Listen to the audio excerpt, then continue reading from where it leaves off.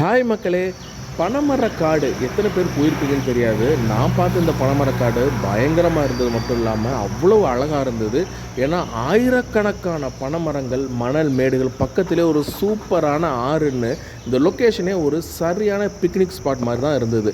இந்த இடம் எங்கே இருக்குது, இவ்வளோ பனைமரங்கள் இங்கே இருக்கிறதுக்கான காரணம் என்ன, ஒரே இடத்துல ஆயிரக்கணக்கான பனைமரங்கள் இருக்கிறதுக்கான காரணம் என்ன, இது எல்லாத்தையுமே இந்த வீடியோவில் பார்க்க போகிறோம். சேனலை தொடர்ந்து பார்க்கறதுக்கு முன்னாடி புது சப்ஸ்கிரைபராக இருந்தால் இப்போவே சப்ஸ்கிரைப் பண்ணிடுங்க. நான் போன இந்த இடம் ஒரு அழகான ஆறு, அது பக்கத்தில் மணற்பாங்கான இடத்துல ஒரு அழகான பனைமர காடு. ஒன்று இல்லை, ரெண்டு இல்லைங்க, 100 கணக்கு கூட கிடையாது, ஆயிரக்கணக்கில். வீடியோவில் பாருங்கள் எவ்வளோ ஒரு தனிமையான, லோன்லியான, அழகான ஒரு இடம் அப்படி சொல்லிட்டு. இந்த ஆறை பற்றின சில சுவாரஸ்யமான விஷயங்கள் இருக்குது. இந்த ஆறு பேர் அக்னி ஆறு. நான் போனது காலை நேரங்கிறனால கெண்டை மீன், கெளுத்தி மீன், ஜிலேபி கெண்டை, விரால் மீன், இந்த மாதிரியான மீன்கள் பிடிச்சிக்கிட்டு இருந்தாங்க. மீன்களும் எந்த அளவுக்கு சிறப்பாக இருக்கும், அதே மாதிரி சுற்றுச்சூழல் சீர்கேடும் இந்த ஆற்றுக்கு சிறப்பாக இருக்குது.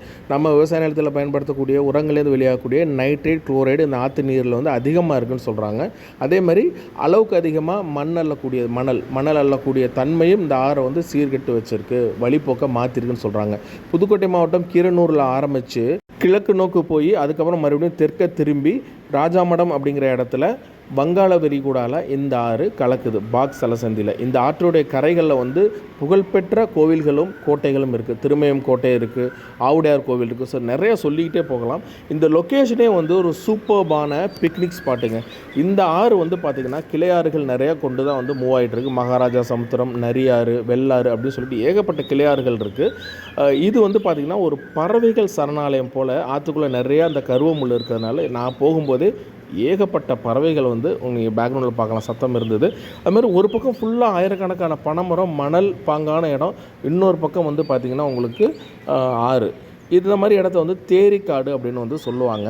பட் எங்கள் ஊரில் இது பனைமரக்காடு அப்படின்னு தான் நாங்கள் சொல்லுவோம். ஸோ ஒரே வெட்ட வெளியாக இருக்கும், வெறும் பனைமரம் தான் இருக்கும், வேறு மரங்களே இருக்காதுங்க. அவ்வளோ ஒரு அற்புதமான ஒரு லொக்கேஷன். ஸோ இந்த மாதிரி நம்ம எப்போதுமே நம்ம ஒரு இடத்துக்கு தொடர்ந்து நம்ம போயிட்டுருக்கோம் அப்படின்னா ஒரு மாற்றத்துக்காக வேறொரு இடத்துக்கு போகணும்னா இந்த மாதிரியான ஒரு சாய்ஸ் பெஸ்ட்டு. அதேமாதிரி அங்கங்கே திட்டு சின்ன சின்ன தீவுகள்லாம் இதில் இருந்தது. பார்க்குறதுக்கு அவ்வளோ அழகாக இருந்தது. வித்தியாசமான இதே மாதிரி இடங்களை தொடர்ந்து நீங்கள் பார்க்கலாம். இந்த மாதிரியான வித்தியாசமான வீடியோஸை நீங்கள் பார்க்கணும்னா சேனலை சப்ஸ்கிரைப் பண்ணலை அப்படின்னா இப்போவே சப்ஸ்கிரைப் பண்ணிடுங்க. நன்றி.